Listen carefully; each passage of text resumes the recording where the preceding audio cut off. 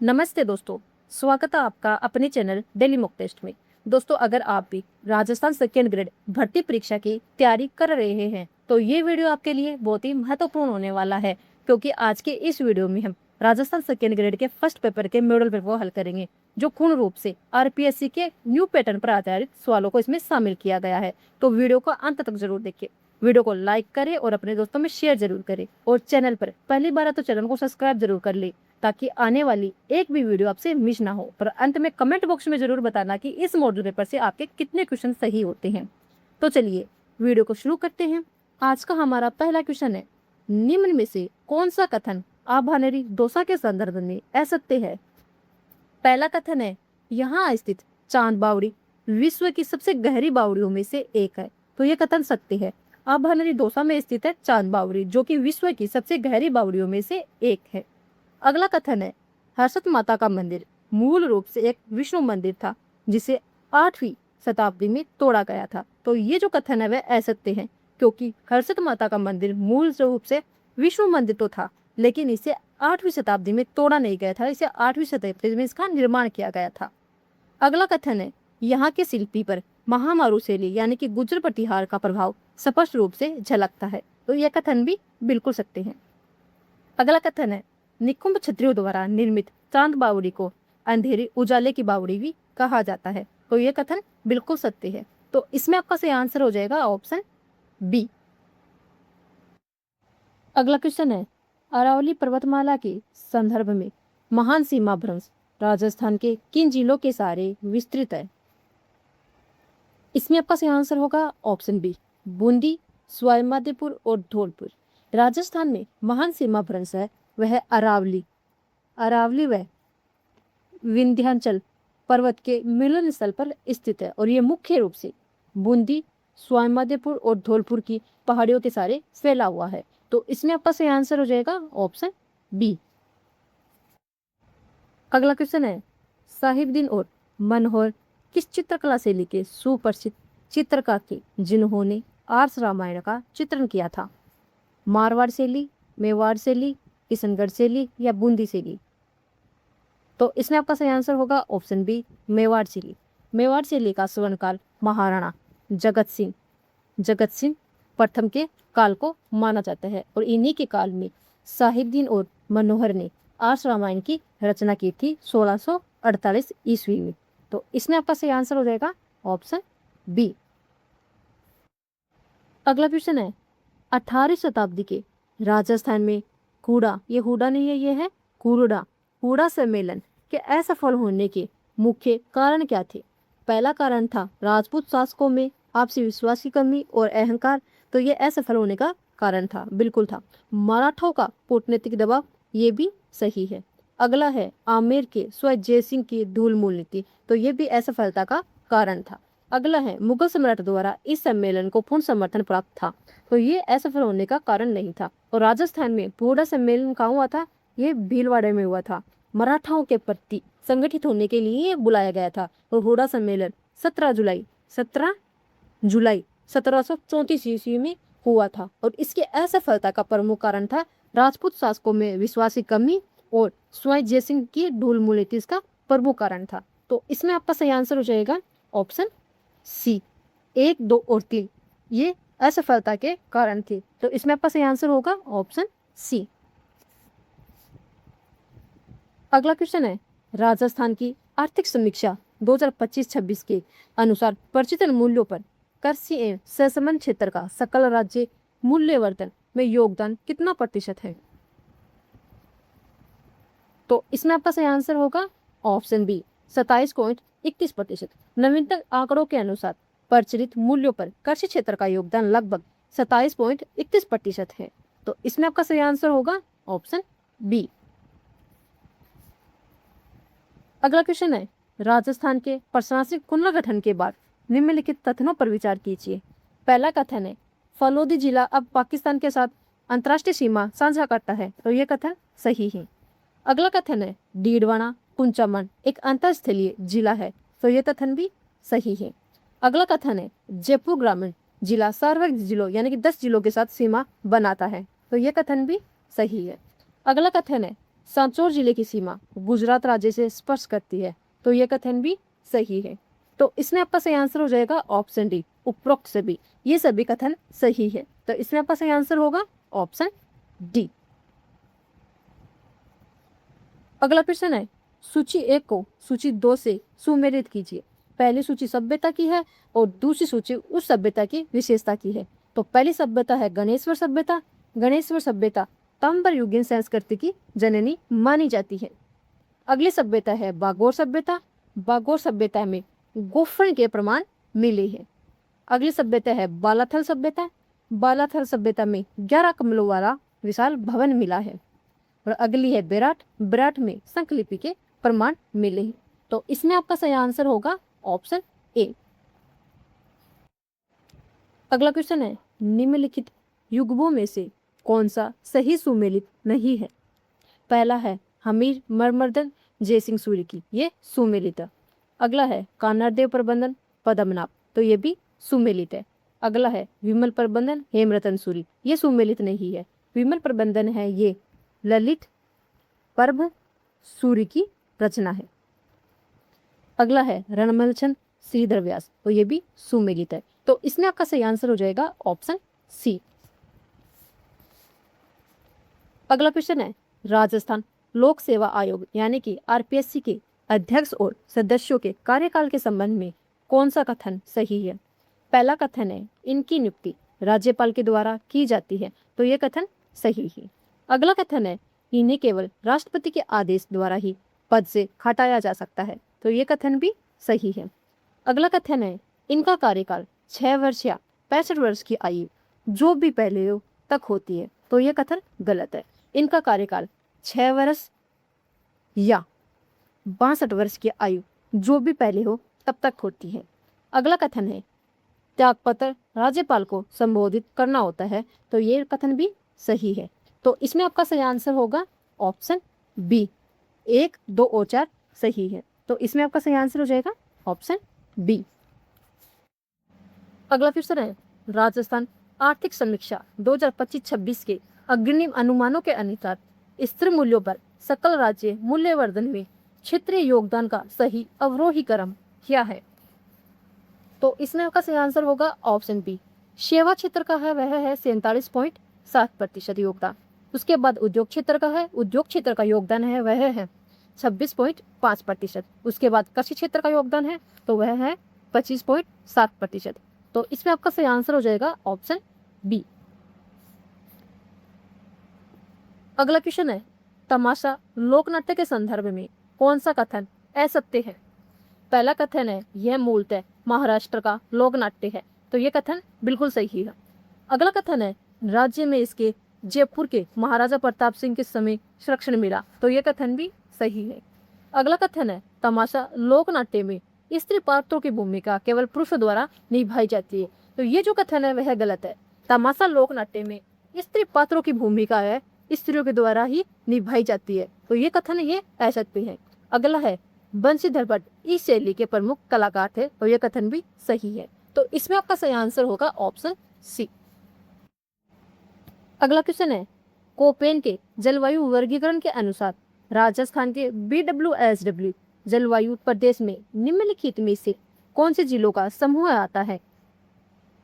तो इसमें आपका सही आंसर होगा ऑप्शन बी, जैसलमेर, बीकानेर और उत्तरी पश्चिमी जोधपुर का क्षेत्र आता है कोपेन के जलवायु वर्गीकरण के BWSW जलवायु प्रदेश में। तो इसमें आपका सही आंसर हो जाएगा ऑप्शन बी। अगला क्वेश्चन है, बीकानेर के इतिहास के संदर्भ में मतेरी की राय जो कि 1644 ईस्वी में हुई थी, युद्ध के बारे में सत्य कथन का चयन कीजिए। तो इसमें आपका सही आंसर होगा ऑप्शन बी, यह युद्ध यानी कि मतेरी के राड का जो युद्ध है बीकानेर के करण सिंह और नागौर के अमर सिंह राठौड़ के बीच हुआ था। तो इसमें आपका सही आंसर होगा ऑप्शन बी। अगला क्वेश्चन है, सूची 1 को सूची 2 से सुमेलित कीजिए। पहली सूची में देवता है और दूसरी सूची में उनके तीर्थ स्थल है। तो पहले जो लोक देवता है मल्लीनाथ जी है। मल्लीनाथ जी का जो तीर्थ स्थल है वह है तिलवाड़ा बालोतरा। अगले हैं हड़पू जी। हड़पू जी का जो तीर्थ स्थल है वह है बेंकी। अगले हैं गोगा जी, गोगा जी का है ददरेवा चूरू, और अगले हैं मेहाजी मांगलिया और इनका है बापनी फलोदी। तो इसमें आपका सही आंसर हो जाएगा ऑप्शन ए। अगला क्वेश्चन है, राजस्थान राज्य निर्वाचन आयोग के संबंध में कौन सा कथन असत्य है? पहला कथन है यह एक संवैधानिक एक सदस्यीय निकाय है, तो यह कथन सत्य है। अगला कथन है इसकी स्थापना जुलाई 1994 में संविधान के अनुच्छेद 243 के तहत की गई, तो यह कथन भी सत्य है। अगला कथन है राज्य निर्वाचन आयुक्त की नियुक्ति राज्यपाल द्वारा की जाती है, तो यह कथन भी सत्य है। अगला कथन है राज्य निर्वाचन आयुक्त को पद से हटाने की शक्ति केवल राज्यपाल के पास है, तो यह कथन असत्य है। राज्यपाल केवल इसे नियुक्त कर सकता है, इसे हटाने की शक्ति राज्यपाल के पास नहीं है। तो इसमें आपका सही आंसर होगा ऑप्शन डी। अगला क्वेश्चन है राजस्थान विधानसभा के इतिहास में अब तक कुल कितनी बार राष्ट्रपति शासन लागू किया गया है? 2 बार, 3 बार, 4 बार या 5 बार? तो इसमें आपका सही आंसर होगा ऑप्शन सी, 4 बार। सबसे पहले 1967 में राष्ट्रपति शासन लगा था, उसके बाद लगा था 1977 में, उसके बाद 1980 में और अंतिम लगा था 1992 में, और ये सबसे लंबा राष्ट्रपति शासन था। तो इसमें आपका सही आंसर हो जाएगा ऑप्शन सी। अगला क्वेश्चन है बिजोलिया किसान आंदोलन के संदर्भ में निम्नलिखित घटनाओं को कालक्रमानुसार व्यवस्थित कीजिए। पहली घटना है विद्या प्रचार सभा के माध्यम से विजय सिंह पथिक को आंदोलन से जुड़ना, तो ये जो घटना हुई थी ये हुई थी 1916 में। उसके बाद अगली घटना है चौरी कर को लागू किया जाना, तो चौरी कर कब लागू किया गया था? ये 1903 में लागू किया गया था। उसके बाद है बेंगू किसान आंदोलन की शुरुआत, बेंगू किसान आंदोलन की शुरुआत हुई थी 1921 में। उसके बाद है ऊपरमाल पंच बोर्ड की स्थापना, तो ये जो हुई थी ये हुई थी 1917 में। तो इसमें आपका सही आंसर होगा ऑप्शन ए। पहले 1903 यानी कि चौरी कर आएगा, उसके बाद आएगा पथिक जी का आंदोलन से जुड़ना, और उसके बाद आएगा ऊपरमाल पंच, और इस अंत में आएगा बेंगू किसान आंदोलन। तो इसमें आपका सही आंसर हो जाएगा ऑप्शन ए। अगला क्वेश्चन है ध्रुव और उनके उपनामों के संबंध में कौन सा युग्म गलत सुमेलित है? तो इसमें आपका सही आंसर होगा ऑप्शन डी, मेहरानगढ़ दुर्ग उत्तरी सीमा का प्रहरी। तो मेहरानगढ़ दुर्ग को उत्तरी सीमा का प्रहरी नहीं कहा जाता है, उत्तरी सीमा का प्रहरी है यह भटनेर दुर्ग को, भटनेर दुर्ग को कहा जाता है। और मेहरानगढ़ दुर्ग के उपनाम है, एक तो है इसका मयूर ध्वज गढ़, इसका एक तो उपनाम ये है, और दूसरा इसको कहते हैं गढ़ चिंतामणि। तो इसमें आपका सही आंसर हो जाएगा ऑप्शन डी। अगला क्वेश्चन है राजस्थान के प्रमुख औद्योगिक क्षेत्रों और उनके स्थान के संबंध में असत्य मिलान पहचानिए। तो इसमें आपका सही आंसर होगा option D, hosiery park Balotra Barmer. Hosiery park है ये बालोतरा बाड़मेर में ही, ये भिवाड़ी भिवाड़ी खेरथल तिजारा में स्थित है। और बालोतरा बाड़मेर है ये रंगाई छपाई उद्योग के लिए प्रसिद्ध है, रंगाई छपाई उद्योग के लिए प्रसिद्ध है। तो इसमें आपका सही आंसर हो जाएगा ऑप्शन डी। अगला क्वेश्चन है नेवरी, आंवला और हिरनामेन आभूषण शरीर के किस अंग में पहने जाते हैं? हाथ में, गले में, पैर में या सिर पर? तो इसमें आपका सही आंसर होगा ऑप्शन सी, पैर में। नेवरी, आंवला और हिरनामेन आभूषण पैर में पहने जाने वाले आभूषण है। तो इसमें आपका सही आंसर हो जाएगा ऑप्शन सी। अगला क्वेश्चन है राजस्थान में वैश्विक पशु गणना के अनुसार राज्य के किस पशु की संख्या में सर्वाधिक कमी दर्ज की गई है? गाय, बकरी, गधा या ऊंट? तो इसमें आपका सही आंसर होगा ऑप्शन सी, गधों की संख्या में कमी दर्ज की गई है। कितनी? तो 71.3% भारी कमी दर्ज की गई है। तो इसमें आपका सही आंसर होगा ऑप्शन सी। इसके अलावा ऊंट की संख्या में भी कमी दर्ज की गई है, लेकिन सर्वाधिक है वह है गधे की जनसंख्या में। तो इसमें आपका सही आंसर रहेगा ऑप्शन सी। अगला क्वेश्चन है राजस्थान में मिट्टियों के वर्गीकरण के संबंध में निम्नलिखित कथनों पर विचार कीजिए। पहला कथन है, वैज्ञानिक वर्गीकरण के अनुसार एरिडोसोल मृदा मुख्य रूप से पश्चिमी राजस्थान के शुष्क जलवायु प्रदेश में पाई जाती है। तो ये कथन बिल्कुल सत्य है। अगला कथन है, हाड़ौती के पठार में मध्यमकालीन मृदा का विस्तार है। तो ये कथन भी सही है। अगला कथन है, लाल लोमी मृदा मुख्य रूप से डूंगरपुर और बांसवाड़ा जिलों में पाई जाती है। तो ये कथन भी सत्य है। अगला कथन है, जिप्सीफेरस मृदा का विस्तार मुख्य रूप से बीकानेर जिले में है। तो ये कथन भी सत्य है। तो इसमें आपका सही आंसर होगा ऑप्शन डी, उपरोक्त सभी, यानी कि 1, 2, 3 और 4 ये चारों कथन ही सत्य है। तो इसमें आपका सही आंसर हो जाएगा ऑप्शन बी। अगला क्वेश्चन है, गोविंद गिरी द्वारा चलाए गए भक्त आंदोलन के संदर्भ में निम्नलिखित कथनों में से कौन सा असत्य है। पहला कथन है, गोविंद गिरी ने 1883 ईस्वी में समसभा की स्थापना की थी।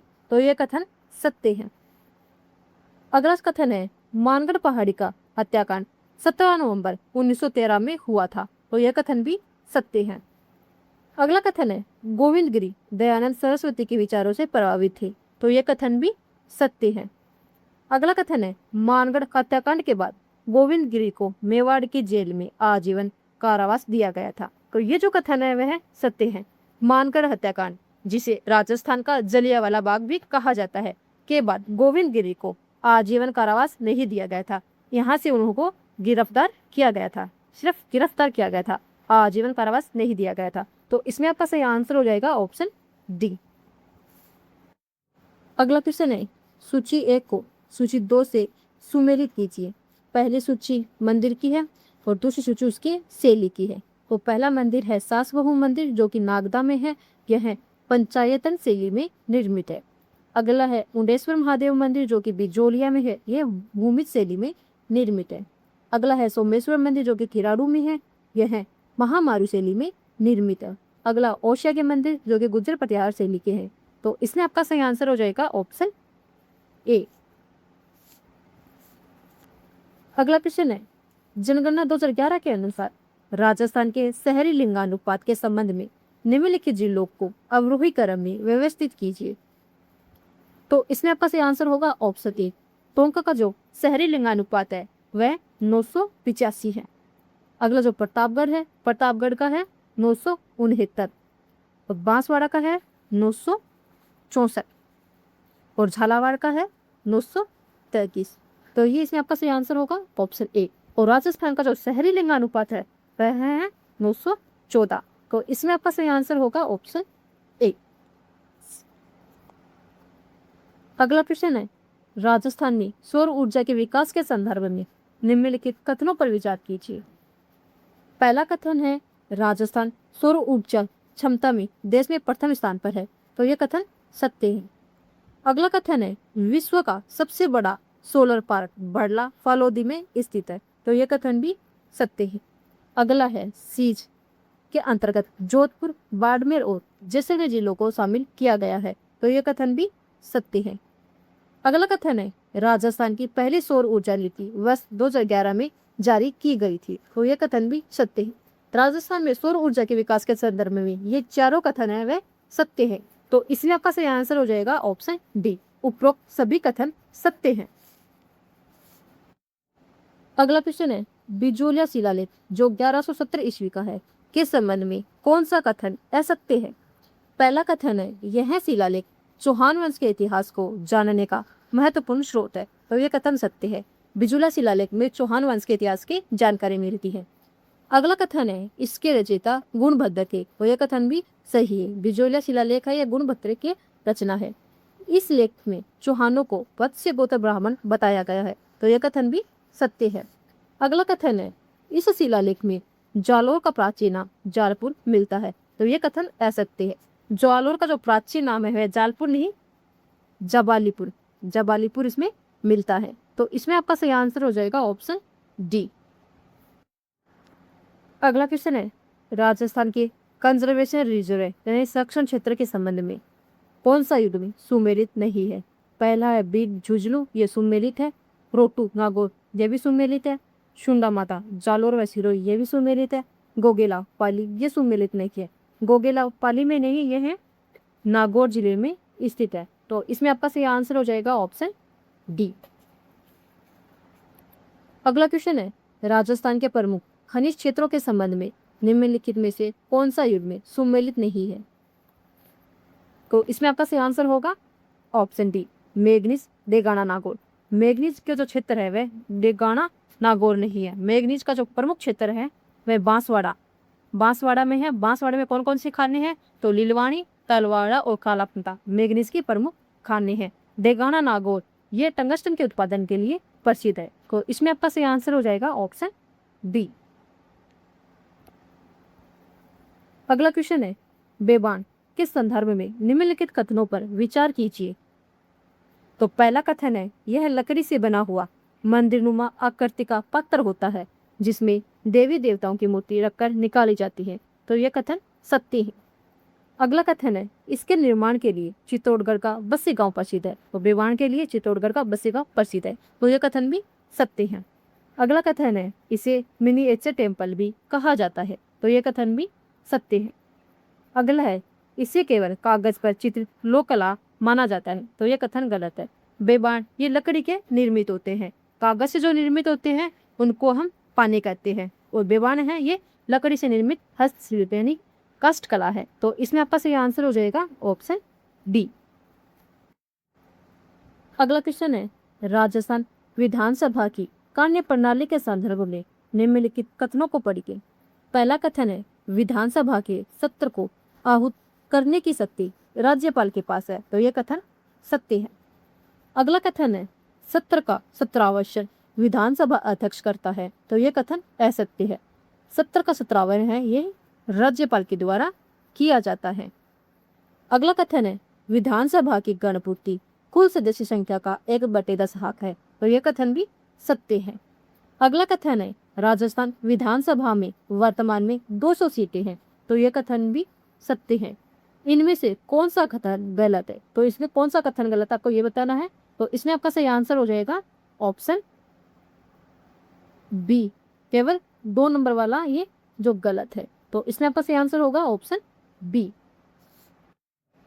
अगला क्वेश्चन है, डिंगोले का युद्ध जो कि 1807 ईस्वी में हुआ था किन 2 रियासतों के मध्य लड़ा गया था? इसका सही आंसर है ऑप्शन ए, जयपुर और जोधपुर के मध्य लड़ा गया था। जयपुर के जगत सिंह द्वितीय और जोधपुर के मान सिंह। जयपुर के जगत सिंह और जोधपुर के मान सिंह के बीच मेवाड़ की राजकुमारी कृष्णा कुमारी से विवाह के विवाद में हुआ था। तो इसमें आपका सही आंसर हो जाएगा ऑप्शन ए। अगला क्वेश्चन है, अलखिया संप्रदाय की स्थापना किसने की थी? संत दास जी ने, स्वामी लालगिरी जी ने, चरणदास जी ने या भोलानाथ जी ने? तो इसमें आपका सही आंसर हो जाएगा ऑप्शन बी, स्वामी लालगिरी जी ने अलखिया संप्रदाय की स्थापना की थी और इसका प्रमुख केंद्र है वह बीकानेर में है। तो इसमें आपका सही आंसर हो जाएगा ऑप्शन बी।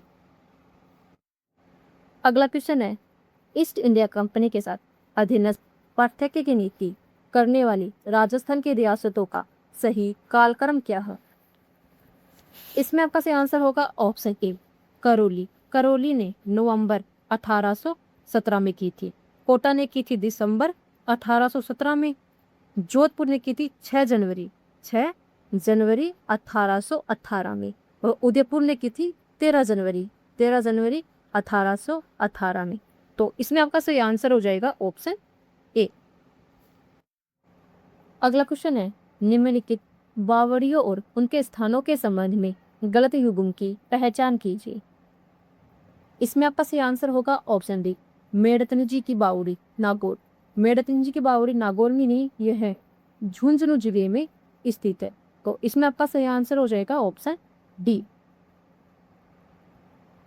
अगला क्वेश्चन है, भारतीय संविधान की किस अनुच्छेद के अनुसार राजस्थान के मुख्यमंत्री सहित मंत्रिपरिषद की अधिकतम संख्या 30 से अधिक नहीं हो सकती? इसमें आपका सही आंसर होगा ऑप्शन बी, अनुच्छेद 164(1)(a) के तहत राजस्थान के मुख्यमंत्री सहित मंत्रिपरिषद की अधिकतम संख्या 30 से अधिक नहीं हो सकती, क्योंकि राजस्थान में विधानसभा की सीटें है वह 200 है और ये केवल 15% हो सकती है। तो 200 का 15% होता है 30, इसलिए ये 30 से अधिक नहीं हो सकती। तो इसमें आपका सही आंसर हो जाएगा ऑप्शन बी।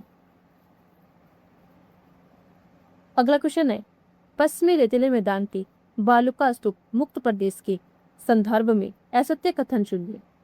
पहला है, यह क्षेत्र जैसलमेर के पोखरण, फालोदी और बाड़मेर के बालोतरा के मध्य विस्तृत है। तो ये कथन सत्य है। अगला है, यहाँ टर्सरी और जुरासिक काल की चट्टानें पाई जाती है। तो ये कथन भी सत्य ही। अगला है, अक्कलकोट फोसिल पार्क इसी भौतिक इकाई का हिस्सा है। तो ये कथन भी सत्य है। अगला है, इस क्षेत्र में पवन की दिशा के समानांतर बनने वाली अनुदैर्ध्य बालूका स्तूप की प्रधानता है। तो ये कथन असत्य है, क्योंकि इस क्षेत्र में यानी पश्चिमी रेतीले मैदान में ये बालूका स्तूप मुक्त क्षेत्र है। यहाँ बालूका स्तूप नहीं पाई जाती हैं। यहाँ पर पथरीला मरुस्थल यानी कि हमादा यहाँ पे पाया जाता है। तो इसमें आपका सही आंसर हो जाएगा ऑप्शन डी। अगला क्वेश्चन है, सूची 1 को सूची 2 से सुमेलित कीजिए। पहली सूची में संस्था के नाम है और दूसरी सूची में उसका स्थापना वर्ष है। तो पहली जो संस्था है वह राजस्थान सेवा संघ है। राजस्थान सेवा संघ की स्थापना 1919 में हुई थी। अगली है मारवाड़ हितकारिणी सभा, इसकी स्थापना 1918 में हुई थी। अगली है अखिल भारतीय देसी राज्य लोक परिषद, इसकी स्थापना 1927 में हुई थी। अगला है नरेंद्र मंडल, इसकी स्थापना 1921 में हुई थी। तो इसमें आपका सही आंसर हो जाएगा ऑप्शन ए। अगला क्वेश्चन है, शरीर नृत्य के संबंध में कौन सा कथन असत्य है। पहला कथन है, यह किशनगढ़ अजमेर क्षेत्र का प्रसिद्ध लोक नृत्य है। तो शरीर नृत्य किशनगढ़ अजमेर का प्रसिद्ध लोक नृत्य है। तो यह कथन सत्य है। अगला कथन है, यह मुख्य रूप से गुर्जर जाति की महिला द्वारा किया जाता है। तो यह कथन भी सत्य है।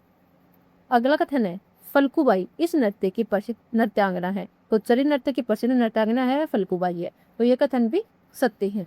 अगला कथन है, इस नृत्य में केवल ढोल वाद्य यंत्र का प्रयोग किया जाता है। तो ये जो कथन है ये गलत है, क्योंकि इसमें थाली और बांकिया वाद्य यंत्र का प्रयोग किया जाता है, ढोल का नहीं किया जाता। थाली और बांकिया वाद्य यंत्र का प्रयोग किया जाता है।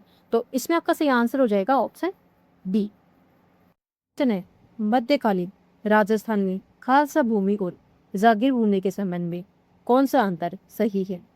पहला है, खालसा भूमि का शासन जागीरदारों के हाथ में होता था। तो ये गलत है। खालसा भूमि का जो शासन है वह राजाओं के नियंत्रण में होता था। अगला है, जागीर भूमि सीधे केंद्र राजा के नियंत्रण में होती थी। तो ये भी गलत है। जो जागीर भूमि होती है ये जागीरदार के नियंत्रण में होती थी। अगला है, खालसा भूमि से प्राप्त राजस्व सीधा राजकोष खजाने में जमा होता था। तो ये कथन सही है।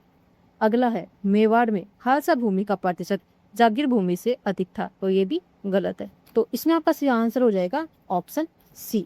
मध्यकाल में खालसा भूमि वह भूमि थी जो सीधे राजा या राज्य के नियंत्रण में होती थी। तो इसमें आपका सही आंसर हो जाएगा ऑप्शन सी। अगला क्वेश्चन है, घोटिया अम्बा के शिलालेख और बांसवाड़ा के इतिहास के संदर्भ में निम्नलिखित कथनों में से कौन सा असत्य है। पहला कथन है, घोटिया अम्बा का मेला बांसवाड़ा जिले में आयोजित होता है। तो यह कथन सत्य है। अगला कथन है, मानगढ़ धाम को राजस्थान का जलियांवाला बाग कहा जाता है। तो यह कथन भी सत्य है। अगला है, वागड़ के परमार शासकों की राजधानी अर्थूना थी। तो ये जो कथन है वह भी सही है। अगला है, खानवा के युद्ध में वागड़ के शासक उदय सिंह ने बाबर का साथ दिया था। तो ये कथन है वह गलत है, क्योंकि खानवा का युद्ध जो कि 1527 ईस्वी में हुआ था, वागड़ यानी बांसवाड़ा डूंगरपुर के शासक राव उदय सिंह ने महाराणा सांगा का साथ दिया था। बाबर का साथ नहीं दिया था, उदय सिंह ने महाराणा सांगा का इसमें साथ दिया था। तो इसमें आपका सही आंसर हो जाएगा ऑप्शन डी। अगला प्रश्न है, राजस्थान बजट 2026-27 के अनुसार वित्त मंत्री द्वारा किस क्षेत्र के लिए सर्वाधिक बजट आवंटित किया गया है।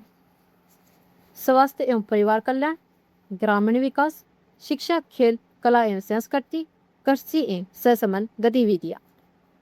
तो इसमें आपका सही आंसर होगा ऑप्शन सी। शिक्षा, खेल, कला एवं संस्कृति को सर्वाधिक प्राथमिकता देते हुए बजट का सबसे बड़ा हिस्सा दिया गया है। तो इसमें आपका सही आंसर हो जाएगा ऑप्शन सी। अगला क्वेश्चन है, घुमंतु और प्रवासी परिवारों के बच्चों को शिक्षा से जोड़ने के लिए बजट 2026-27 में किस नए कार्यक्रम की घोषणा की गई है, जिसके तहत स्कूल ऑन व्हील्स की सुविधा दी जाएगी? मिशन राज, राज पहल, मुख्यमंत्री आयुष्मान आरोग्य योजना, वाइब्रेंट कार्यक्रम। तो इसमें आपका सही आंसर होगा ऑप्शन बी, राज पहल कार्यक्रम के तहत घुमंतु और प्रवासी परिवारों के बच्चों को शिक्षा से जोड़ने के लिए स्कूल ऑन व्हील्स की सुविधा दी जाएगी। तो इसमें आपका सही आंसर हो जाएगा ऑप्शन बी। अगला क्वेश्चन है, किसानों को जलवायु अनुकूल खेती अपनाने के लिए प्रोत्साहित करने हेतु राजस्थान सरकार ने किस पायलट प्रोजेक्ट की शुरुआत की है, जिससे किसानों को अतिरिक्त आय भी होगी? डिजिटल कृषि mission, carbon credit pilot project, राज सुरक्षा मिशन, राजस्थान मिलेट्स मिशन। तो इसमें आपका सही आंसर होगा option B, carbon credit pilot project के तहत जो किसान पर्यावरण के अनुकूल तरीके अपनाएंगे उन्हें कार्बन क्रेडिट के माध्यम से आर्थिक लाभ दिया जाएगा। तो इसमें आपका सही आंसर होगा ऑप्शन बी। अगला क्वेश्चन है, हाल ही में राजस्थान सरकार द्वारा साइबर अपराधों को लगाम लगाने के लिए किस विशेष एजेंसी की स्थापना की मंजूरी दी गई है? तो इसमें आपका सही आंसर होगा option B, Rajasthan cyber crime control centre की स्थापना की मंजूरी दी गई है। तो इसमें आपका सही आंसर हो जाएगा ऑप्शन बी। अगला क्वेश्चन है, विकसित राजस्थान हैट 2047 के लक्ष्य को प्राप्त करने के लिए राज्य सरकार ने आगामी वर्षों में प्रति व्यक्ति आय को कितने रुपए से अधिक करने का लक्ष्य रखा है? तो इसमें आपका सही आंसर होगा ऑप्शन बी, 2 लाख रुपए से अधिक प्रति व्यक्ति आय करने का लक्ष्य रखा है। तो इसमें आपका सही आंसर हो जाएगा ऑप्शन बी। अगला क्वेश्चन है, बजट 2026-27 में घोषित वाइब्रेंट कार्यक्रम का मुख्य उद्देश्य क्या है? इसमें आपका सही आंसर होगा ऑप्शन बी, कॉलेजों में मेंटरिंग, इनक्यूबेशन और उद्यमिता को बढ़ावा देना इसका मुख्य उद्देश्य है। तो इसमें आपका सही आंसर हो जाएगा ऑप्शन बी। अगला क्वेश्चन है, हाल ही में राजस्थान सरकार ने राजस्थान पुलिस की भर्तियों में महिलाओं के लिए आरक्षण को 30% से बढ़ाकर कितना प्रतिशत करने का निर्णय लिया है? 21%, 33%, 35% या 40%? तो इसमें आपका सही आंसर होगा ऑप्शन बी, 33%। महिला सशक्तिकरण को बढ़ावा देने के लिए राज्य सरकार ने राजस्थान पुलिस की सभी श्रेणियों की भर्ती में महिलाओं को 33% आरक्षण का प्रावधान किया है। तो इसमें आपका सही आंसर होगा ऑप्शन बी। अगला क्वेश्चन है, राजस्थान के किस शहर में क्लाइमेट एडोप्शन एंड रिजिलिएशन सेंटर की स्थापना की गई है, जो राज्य के 5 वर्षीय क्लाइमेट प्लान 2030 का हिस्सा है? जोधपुर, उदयपुर, जयपुर या बीकानेर? तो इसमें आपका सही आंसर होगा ऑप्शन सी, जयपुर में क्लाइमेट एडोप्शन एंड रिजिलिएशन सेंटर की स्थापना की गई है। तो इसमें आपका सही आंसर हो जाएगा ऑप्शन सी। अगला क्वेश्चन है, राजस्थान में पेपर लीक जैसी घटनाओं पर रोक लगाने और भर्ती परीक्षाओं को पारदर्शिता सुनिश्चित करने के लिए हाल ही में किस नई एजेंसी को प्रभावी बनाया गया है? तो इसमें आपका सही आंसर होगा option C, Rajasthan state testing agency को प्रभावी बनाया गया है। तो इसमें आपका सही आंसर हो जाएगा ऑप्शन सी। अगला क्वेश्चन है, इसरो के महत्वाकांक्षी गगनयान मिशन के संदर्भ में निम्नलिखित कथनों पर विचार कीजिए। पहला कथन है, इसके तहत 2026 में बिना चालक दल के परीक्षण उड़ानें नियोजित है। तो यह कथन सत्य है। अगला कथन है, गगनयान मिशन का लक्ष्य भारत को स्वतंत्र रूप से मानव अंतरिक्ष उड़ान संचालित करने वाला दुनिया का चौथा राष्ट्र बनना है। तो यह कथन भी सत्य है। अगला कथन है, इस मिशन के लिए चुने गए अंतरिक्ष यात्रियों को गगनयात्री कहा जाता है। तो यह कथन भी सत्य है। तो इसमें आपका सही आंसर हो जाएगा ऑप्शन डी, उपरोक्त यानी कि 1, 2 और 3 तीनों ही सही है। गगनयान मिशन भारत का पहला मानव अंतरिक्ष मिशन है जो 2026 में मानव रहित परीक्षणों के बाद 2027 में चालक दल को भेजने का लक्ष्य है। तो इसमें आपका सही आंसर हो जाएगा ऑप्शन डी। अगला क्वेश्चन है, फरवरी 2026 तक की जानकारी के अनुसार भारत में कुल कितने आधिकारिक रूप से मान्यता प्राप्त यूनेस्को विश्व धरोहर स्थल है? 40, 42, 44 या 46? तो इसमें आपका सही आंसर होगा ऑप्शन सी 44। भारत में 36 सांस्कृतिक 7 प्राकृतिक और 1 मिश्रित, यानी कि कुल 44 यूनेस्को विश्व धरोहर स्थल है। तो इसमें आपका सही आंसर हो जाएगा ऑप्शन सी। अगला क्वेश्चन है, स्ट्रेच ऑफ हॉर्मुज जो वैश्विक तेल आपूर्ति का लगभग 20% हिस्सा नियंत्रित करता है, किन दो जल निकायों को जोड़ता है? तो इसमें आपका सही आंसर होगा ऑप्शन बी, फारस की खाड़ी और ओमान की खाड़ी को जोड़ता है। हाल ही में ईरान व अमेरिका के बीच तनाव के कारण यह चर्चा में रहा था। तो इसमें आपका सही आंसर हो जाएगा ऑप्शन बी। अगला क्वेश्चन है, किस संविधान संशोधन अधिनियम के तहत लोकसभा और राज्य विधानसभाओं में महिलाओं के लिए 1/3 सीट आरक्षित करने का प्रावधान किया गया है? तो इसमें आपका सही आंसर होगा ऑप्शन सी, 106वां संविधान संशोधन के तहत महिलाओं के लिए आरक्षण सुनिश्चित किया गया है 1/3। तो इसमें आपका सही आंसर हो जाएगा ऑप्शन सी। अगला क्वेश्चन है, दक्षिण भारत की निम्नलिखित नदियों को उनकी लंबाई के अनुसार अवरोही क्रम में व्यवस्थित कीजिए। पहली कृष्णा नदी की जो लंबाई है वह 1400 किलोमीटर है। गोदावरी की है 1465 किलोमीटर और कावेरी की है 800 किलोमीटर और नर्मदा की है 1312 किलोमीटर। तो इसका आपका सही आंसर हो गया ऑप्शन ए। अगला क्वेश्चन है, ब्रिक्स संगठन के संदर्भ में निम्नलिखित कथनों पर विचार कीजिए। पहला कथन है, 1 जनवरी 2024 से मिस्र, इथोपिया, ईरान और संयुक्त अरब अमीरात इसके पूर्ण नए सदस्य बने हैं। तो यह कथन सत्य है। अगला कथन है, वर्ष 2026 की ब्रिक्स शिखर सम्मेलन की मेजबानी ब्राजील द्वारा की जाएगी। तो यह कथन भी सत्य है। अगला है, न्यू डेवलपमेंट बैंक का मुख्यालय बीजिंग चीन में स्थित है। तो ये गलत है। तो न्यू डेवलपमेंट बैंक का जो मुख्यालय है वे संघाई चीन में स्थित है। तो इसमें आपका सही आंसर हो जाएगा ऑप्शन ए, केवल 1 और 2 सत्य है। अगला क्वेश्चन है, भारत में वस्तु एवं सेवा कर यानी कि जीएसटी के संबंध में कौन सा कथन असत्य है? तो पहला कथन है, भारत में जीएसटी 1 जुलाई 2017 से लागू किया गया था। तो ये सत्य है। अगला कथन है, जीएसटी परिषद का अध्यक्ष केंद्रीय वित्त मंत्री होता है। तो ये कथन भी सत्य है।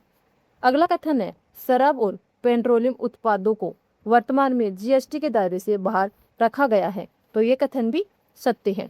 अगला कथन है, भारत में जीएसटी का ढांचा एकल प्रणाली पर आधारित है। तो ये जो कथन है वह गलत है।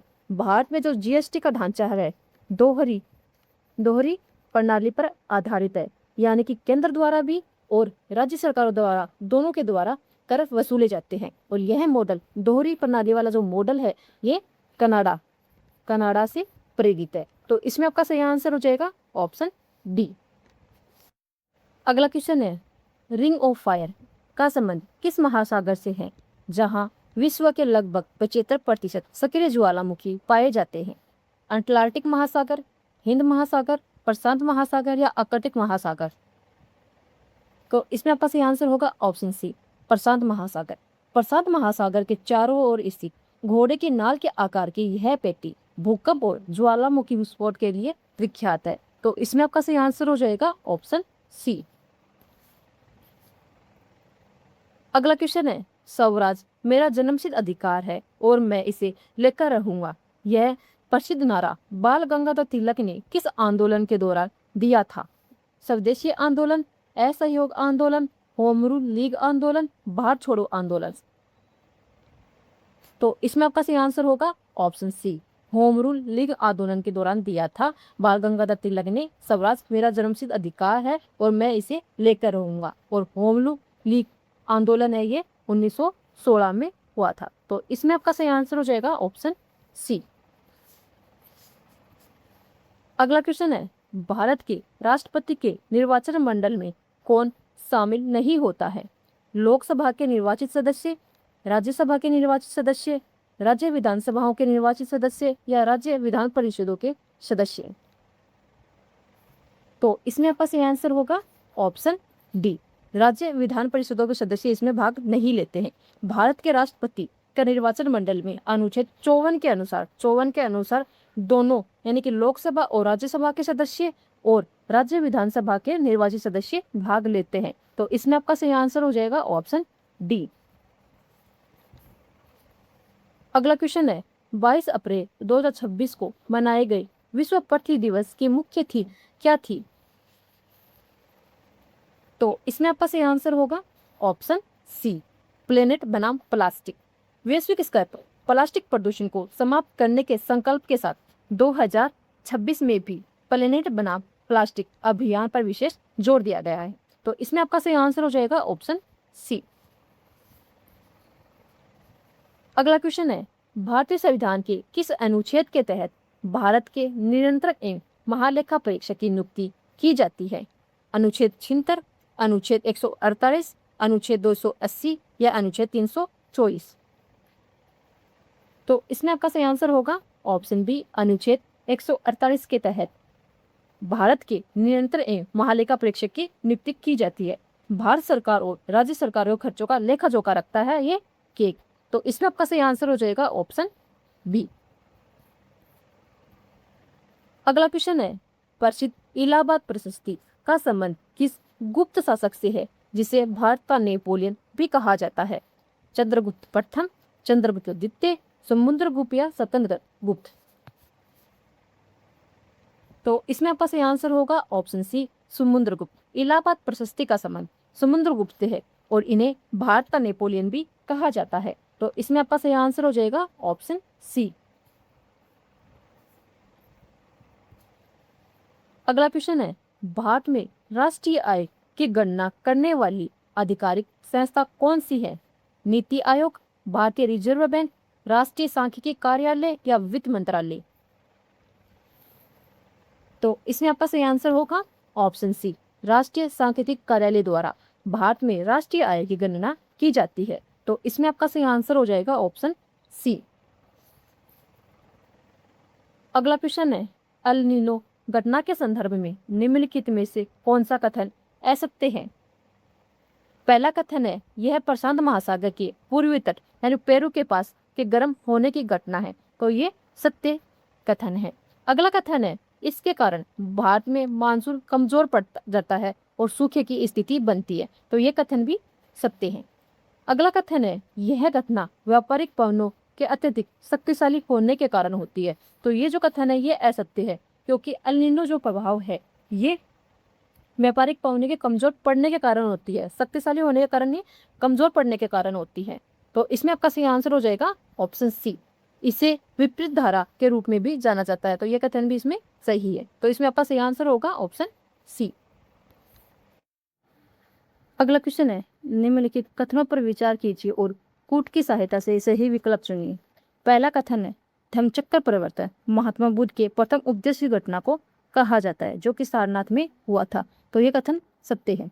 अगला कथन है, मौर्य सम्राट अशोक ने तृतीय बौद्ध संगीति का आयोजन कुंडलवन कश्मीर में करवाया था। तो ये जो कथन है वह गलत है, क्योंकि मौर्य सम्राट अशोक ने तृतीय बौद्ध संगीति का आयोजन पाटलिपुत्र में करवाया था। कुंडलवन कश्मीर में चौथी बौद्ध संगीति का आयोजन कनिष्क के समय हुआ था। अगला कथन है, हीनयान शाखा में बुद्ध को एक महान पुरुष माना गया, जबकि महायान में उन्हें देवता के रूप में पूजा जाता है। तो ये कथन भी सत्य है। तो इसमें आपका सही आंसर होगा ऑप्शन सी, केवल 1 और 3 सत्य हैं। अगला क्वेश्चन है, जनहित याचिका की अवधारणा भारत में किसके द्वारा प्रस्तुत की गई थी? न्यायमूर्ति एम हिदायतुल्लाह, न्यायमूर्ति पी.एन. भगवती, न्यायमूर्ति वाई.वी. चंद्रचूड़ और न्यायमूर्ति जे.एस. वर्मा। तो इसमें आपका सही आंसर होगा ऑप्शन बी, न्यायमूर्ति पी.एन. भगवती के द्वारा भारत में जनहित याचिका प्रस्तुत की गई थी? तो इसमें आपका सही आंसर हो जाएगा ऑप्शन बी। अगला क्वेश्चन है, ब्रिटिश काल में लागू की गई महालवाड़ी व्यवस्था के संदर्भ में कौन सा कथन सत्य है? पहला कथन है, यह व्यवस्था मुख्य रूप से दक्षिण भारत में लागू की गई थी। तो यह कथन गलत है, क्योंकि यह व्यवस्था उत्तरी पश्चिमी प्रांतों में लागू की गई थी। अगला कथन है, इसमें राजस्व का निर्धारण सीधे व्यक्तिगत किसानों के साथ किया जाता था। तो ये कथन भी गलत है। राजस्व का निर्धारण है पूरे गांव के समूह के साथ किया जाता था। अगला कथन है, राजस्व संग्रह की इकाई महाल गांव या जागीर को माना गया था और सामूहिक जिम्मेदारी तय की गई थी। तो ये कथन सत्य है। अगला कथन है, इस प्रणाली के जनक लॉर्ड कॉर्नवालिस के।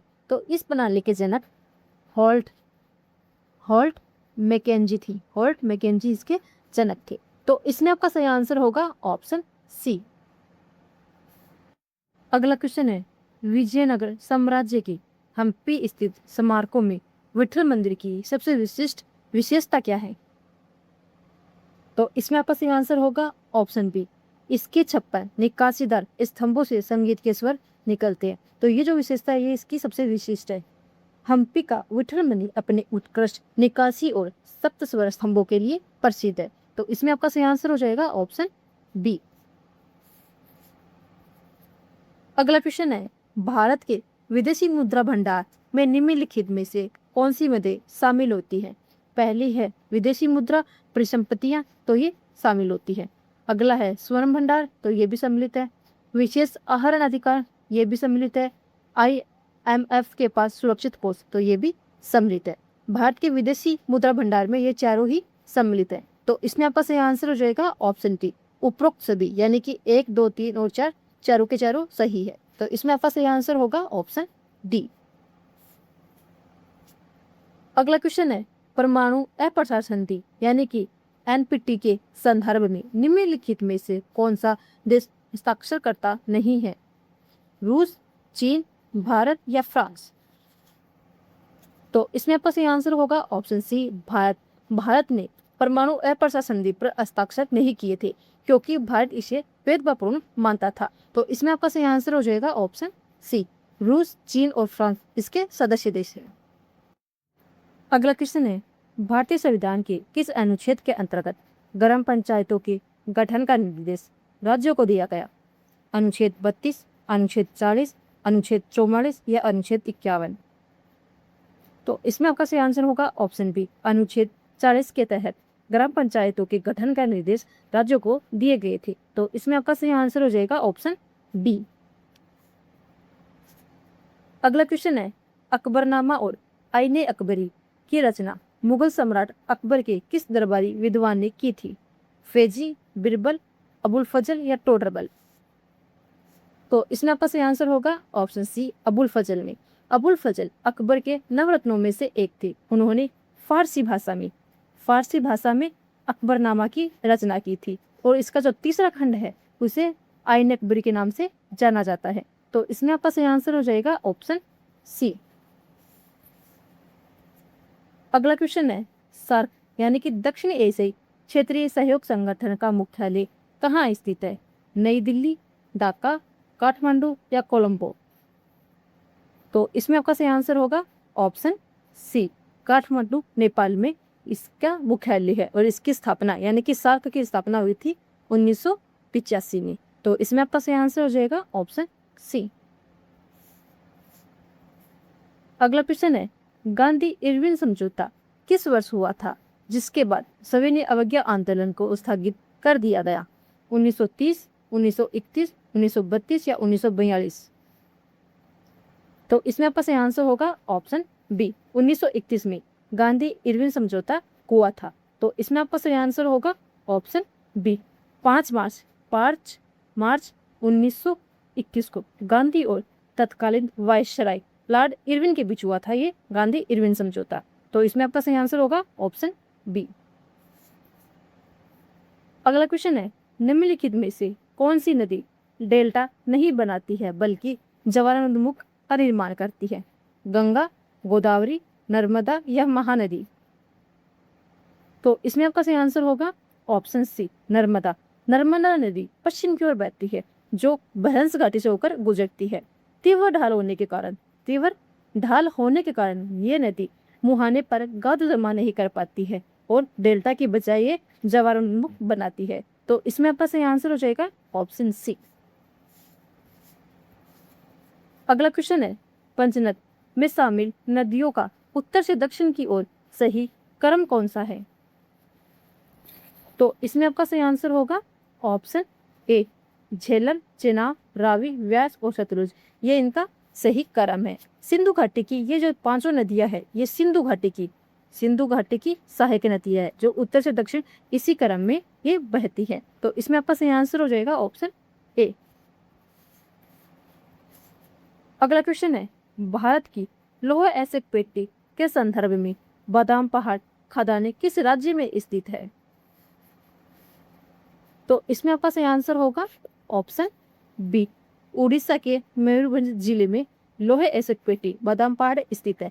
उड़ीसा झारखंड पेटी में उच्च कोटि का हेमेटाइट एसिड पाया जाता है। तो इसमें आपका सही आंसर हो जाएगा ऑप्शन बी। अगला क्वेश्चन है, रे, कलर और थूट जैसे शब्द भारत के किस भौतिक प्रदेश की ऊसर या लवणीय मृदा के लिए उपयोग किए जाते हैं? तटीय मैदानों की मृदा, थार मरुस्थल की मृदा, उत्तर भारत के विशाल मैदान के सिंचित क्षेत्र या प्रायद्वीपीय पठार की काली मृदा? तो इसमें आपका सही आंसर होगा ऑप्शन सी, उत्तर भारत के विशाल मैदान के सिंचित क्षेत्र के लिए उपयोग किया जाता है। उत्तर भारत के विशाल मैदान में विशेष रूप से पंजाब, हरियाणा और उत्तर प्रदेश के जो क्षेत्रों में जहां सिंचाई बहुत अधिक होती है, मिट्टी के ऊपरी परत पर नमक की सफेद चादर जम जाती है, उसे स्थानीय रूप से रेह या कलर कहा जाता है। तो इसमें आपका सही आंसर होगा ऑप्शन सी। अगला क्वेश्चन है, अंडमान और निकोबार द्वीप समूह में किस प्रकार की वनस्पति की प्रधानता पाई जाती है? उष्णकटिबंधीय पर्णपाती वन, उष्णकटिबंधीय सदाबहार या अर्ध सदाबहार वन, शीतोष्ण कटिबंधीय वन या अल्पाइन वन?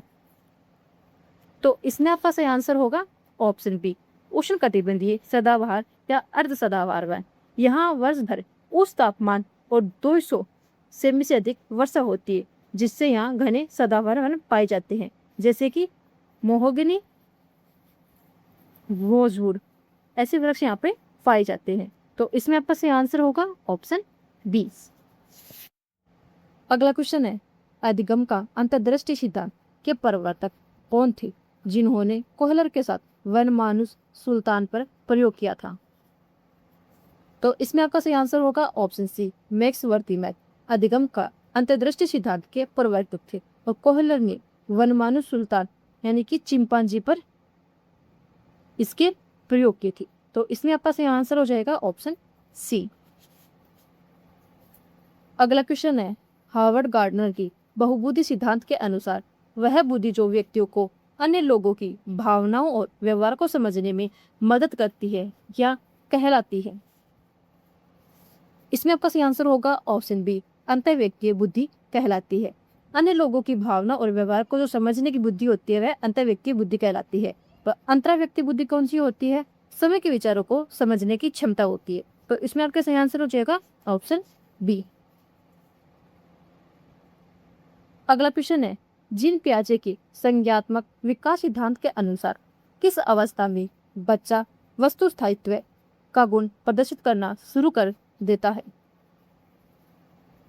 तो इसमें आपका सही आंसर होगा ऑप्शन ए, संवेदी पेशी अवस्था में बच्चा वस्तु स्थायित्व का गुण प्रदर्शित करना शुरू कर देता है। और ये जो अवस्था कौन सी होती है जन्म से 2 वर्ष की जो अवस्था होती है उसे संवेदीय पेशी अवस्था कहते हैं। और इसमें बच्चा वस्तु स्थायित्व के गुण को प्रदर्शित करना शुरू करता है। तो इसमें आपका सही आंसर हो जाएगा ऑप्शन ए।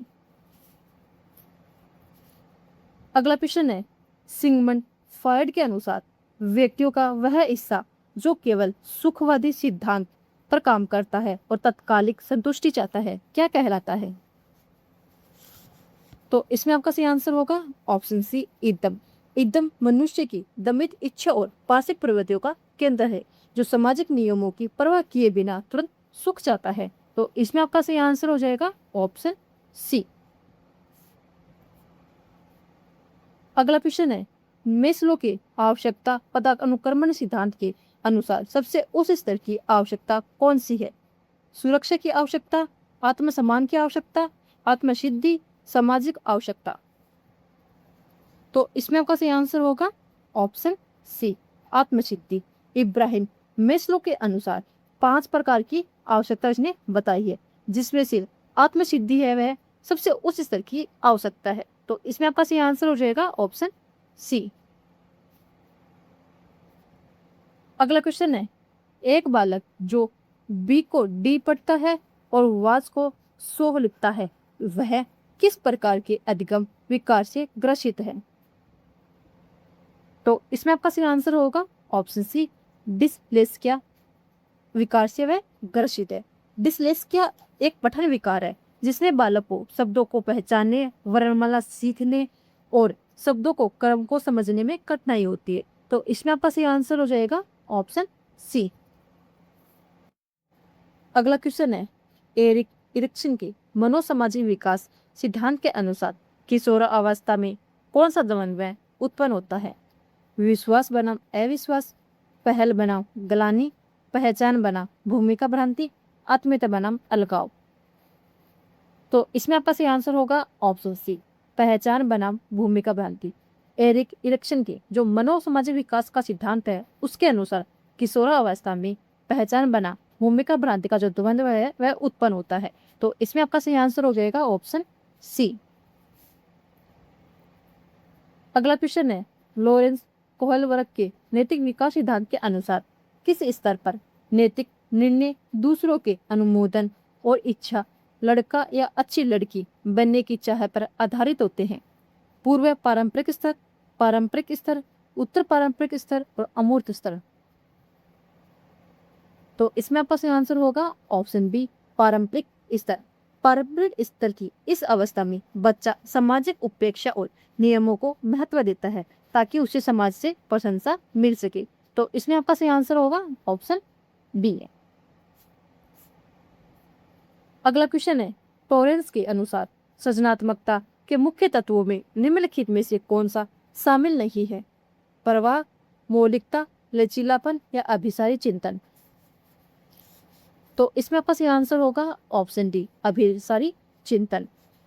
सृजनात्मक हमेशा अपसारी चिंतन से जुड़ी होती है, जहां एक समस्या के कई समाधान सोचे जा सकते हैं। अभिसारी जो चिंतन होता है बुद्धि से जुड़ा होता है, जहां केवल एक सही उत्तर की तलाश होती है। तो इसमें आपका सही आंसर हो जाएगा ऑप्शन डी। अगला क्वेश्चन है, वह शिक्षण विधि जिसमें बालक को खोजकर्ता के रूप में रखा जाता है और जो आर्मस्ट्रॉन्ग द्वारा विकसित की गई थी कहलाती है? योजना विधि, ह्यूरिस्टिक विधि, समस्या समाधान विधि और खेल विधि। तो इसमें आपका सही आंसर होगा ऑप्शन बी, ह्यूरिस्टिक विधि। ह्यूरिस्टिक विधि में शिक्षक केवल एक मार्गदर्शक होता है और छात्र स्वयं खोज करके ज्ञान की प्राप्त करता है। तो इसमें आपका सही आंसर हो जाएगा ऑप्शन बी। अगला क्वेश्चन है, जब पूर्व में सीखा गया ज्ञान नवीन कार्य को सीखने में न तो सहायता करता है और न ही बाधा पहुंचाता है, तो इसे क्या कहा जाता है? धनात्मक स्थानांतरण, ऋणात्मक स्थानांतरण, शून्य स्थानांतरण या द्विपार्श्विक स्थानांतरण। तो इसमें आपका सही आंसर होगा ऑप्शन सी, शून्य स्थानांतरण। जब एक क्षेत्र का ज्ञान दूसरे क्षेत्र में कोई प्रभाव नहीं डालता है तो उसे हम शून्य स्थानांतरण कहेंगे। उदाहरण के लिए, जब आपने पहले आपने भूगोल सीखा, उसके बाद जब आप क्रिकेट खेलना सीखते हैं तो क्रिकेट खेलना सीखने में भूगोल सीखना न तो आपकी सहायता करता है और न ही इसमें बाधा पहुंचाता है। तो इसमें आपका सही आंसर होगा ऑप्शन सी। अगला क्वेश्चन है, संवेगात्मक बुद्धि शब्द को लोकप्रिय बनाने का श्रेय किसे दिया जाता है? जिन्होंने इमोशनल इंटेलिजेंस नामक पुस्तक लिखी। इसमें आपका सही आंसर होगा ऑप्शन सी, डेनियल गोलमेन। संवेगात्मक बुद्धि पर शुरुआती काम पीटर सोल्वे के द्वारा किया गया था, लेकिन डेनियल गोलमेन ने अपनी पुस्तक से इसे पूरी दुनिया में प्रसिद्ध किया। तो इसमें आपका सही आंसर हो जाएगा ऑप्शन सी। अगला क्वेश्चन है, एल्बर्ट बंडूरा की सामाजिक अधिगम सिद्धांत के अनुसार अवलोकन द्वारा सीखने की प्रक्रिया का सही क्रम क्या है? तो इसमें आपका सही आंसर होगा ऑप्शन ए, अवधान, यानी कि सबसे पहले हम ध्यान देते हैं, उसके बाद है धारणा, धारणा का अर्थ होता है कि फिर उसे याद रखते हैं, पुनरुत्पादन, फिर वैसा ही हम व्यवहार करते हैं, और उसके बाद अंत में है अभिप्रेषण, यानी कि अंत में परिणाम के आधार पर प्रेरित होते हैं। तो इसका सही आंसर हो जाएगा ऑप्शन ए। अगला क्वेश्चन है, एक बालक जो परीक्षा में असफल होने पर अपनी असफलता का दोष पुरानी किताबों या कठिन प्रश्न पत्र पर मढ़ता है, तो वह समायोजन की किस रक्षात्मक युक्ति का प्रयोग कर रहा है? दमन, प्रक्षेपण, युक्तिकरण या प्रतिगमन? तो इसमें आपका सही आंसर होगा ऑप्शन सी, युक्तिकरण। समायोजन की युक्तिकरण रक्षात्मक युक्ति का वह प्रयोग कर रहा है। तो इसमें आपका सही आंसर हो जाएगा ऑप्शन सी। अगला क्वेश्चन है, रेमंड केटल द्वारा प्रतिपादित तरल एवं ठोस बुद्धि में तरल बुद्धि किसका प्रतिनिधित्व करती है? स्कूली शिक्षा से प्राप्त ज्ञान, वंशानुगत या जन्मजात जैविक क्षमता, सांस्कृतिक अनुभव से अर्जित ज्ञान या सामाजिक अंतर्ज्ञान ज्ञान? तो इसमें आपका सही आंसर होगा ऑप्शन बी, वंशानुगत या जन्मजात जैविक क्षमता। तरल बुद्धि हमारी नई समस्या को हल करने की जन्मजात क्षमता होती है, और ये ठोस बुद्धि होती है, यह शिक्षा और अनुभव से प्राप्त ज्ञान है। तो इसमें आपका सही आंसर हो जाएगा ऑप्शन बी। अगला क्वेश्चन है, प्रगतिशील शिक्षा के संदर्भ में जॉन डीवी के अनुसार शिक्षा का मुख्य उद्देश्य क्या होना चाहिए? बच्चों को केवल अनुशासन में रखना, बच्चों को सामाजिक समस्याओं के समाधान हेतु सक्षम बनाना, केवल पाठ्य पुस्तकों को रटवाना, या बच्चों को व्यवसायिक कौशल से दूर रखना? तो इसमें आपका सही आंसर होगा ऑप्शन बी, बच्चों को सामाजिक समस्याओं के समाधान हेतु सक्षम बनाना। जॉन डीवी को प्रगतिशील शिक्षा का जनक माना जाता है। तो इसमें आपका सही आंसर हो जाएगा ऑप्शन बी। अगला क्वेश्चन है, बुद्धि का द्विकारक सिद्धांत किसके द्वारा दिया गया था, जिसमें सामान्य कारक और विशिष्ट कारक की चर्चा की गई है? तो इसमें आपका सही आंसर होगा ऑप्शन सी, चार्ल्स स्पियर्समैन ने द्विकारक सिद्धांत का प्रतिपादन किया था। तो इसमें आपका सही आंसर हो जाएगा ऑप्शन सी। अगला क्वेश्चन है, निम्नलिखित में से कौन सा आंतरिक अभिप्रेषण का सबसे अच्छा उदाहरण है? पुरस्कार पाने के लिए पढ़ाई करना, दंड से बचने के लिए गृह कार्य पूरा करना, किसी विषय में अपनी रुचि और आनंद के कारण उसे पढ़ना, या कक्षा में प्रथम आने के लिए कठिन परिश्रम करना? तो इसमें आपका सही आंसर होगा ऑप्शन सी, किसी विषय में अपनी रुचि और आनंद के कारण उसे पढ़ना आंतरिक अभिप्रेषण का सबसे अच्छा उदाहरण है। तो इसमें आपका सही आंसर हो जाएगा ऑप्शन सी। अगला क्वेश्चन है, टोली की अवस्था किस अवस्था को कहा जाता है जिसमें बालक अपने समूह का सक्रिय सदस्य बनता है? शैशवावस्था, पूर्व बाल्यावस्था, उत्तर बाल्यावस्था या किशोरावस्था? तो इसमें आपका सही आंसर होगा ऑप्शन सी, उत्तर बाल्यावस्था। 6 से 12 वर्ष की आयु को टोली की आयु कहा जाता है। इस दौरान बच्चा अपने साथियों के साथ समूह में रहना और खेलना सबसे अधिक पसंद करता है। तो इसमें आपका सही आंसर हो जाएगा ऑप्शन सी।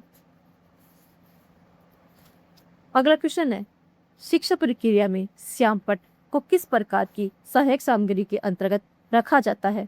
सर्वे सामग्री, दृश्य सामग्री, सर्वे दृश्य सामग्री, क्रियात्मक सामग्री? तो इसमें आपका सही आंसर हो जाएगा ऑप्शन बी, दृश्य सामग्री के अंतर्गत रखा जाता है। तो दोस्तों आज के वीडियो में बस इतना ही। आई होप कि आपको वीडियो अच्छा लगा। वीडियो अच्छा लगा तो वीडियो को लाइक जरूर करें, अपने दोस्तों में शेयर जरूर करें, और चैनल पर अगर पहली बार है तो चैनल को सब्सक्राइब जरूर कर लें, ताकि आने वाली एक भी वीडियो आपसे मिस ना हो। धन्यवाद।